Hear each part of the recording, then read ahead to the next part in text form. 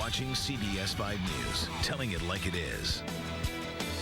Good evening and thanks for joining us on this Friday. I'm Catherine Anaya. Coming up all new in this half hour, $1.6 billion gone. Bad investments put the pressure on some state pensions. So what happens now and how can we be sure something like this does not happen again? Everyone's financial portfolio has taken a hit lately, but to the tune of $1.6 billion. That's how much reportedly went down the tubes in state retirement funds for Arizona police and firefighters. CBS 5's Donna Rossi joins us live from the Capitol with more on this. Donna?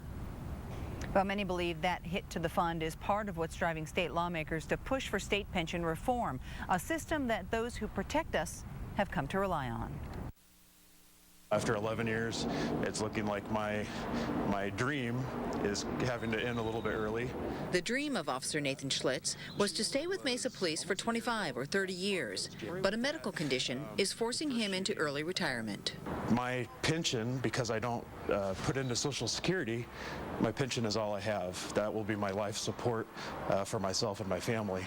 And that is being threatened by proposed legislation that would change the public safety personnel retirement system, a system whose funds have been cut in half over the past 10 years. Our fund lost $1.6 billion because of a terrible investment strategy. Brian Livingston, who heads up the Arizona Police Association, has been trying to follow the paper trail to find out who's to blame and who knew the investments were tanking. We don't know because the documents don't exist and records don't exist. Livingston says police employees have been doing their part by paying into the system, yet he thinks they are being made out to look like the bad guys for wanting to keep what he says is rightfully theirs.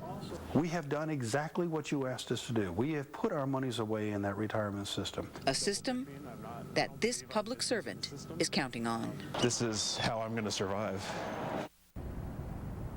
Now, the biggest loss of funds came under the old state pension director, Jack Cross. When the new director took over several years ago, he diversified investments, and so things have leveled off dramatically.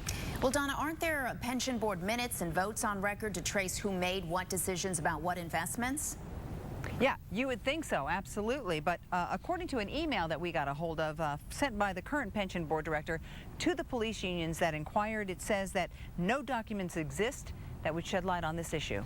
Reporting live at the state capitol, Donna Rossi, CBS 5 News, telling it like it is.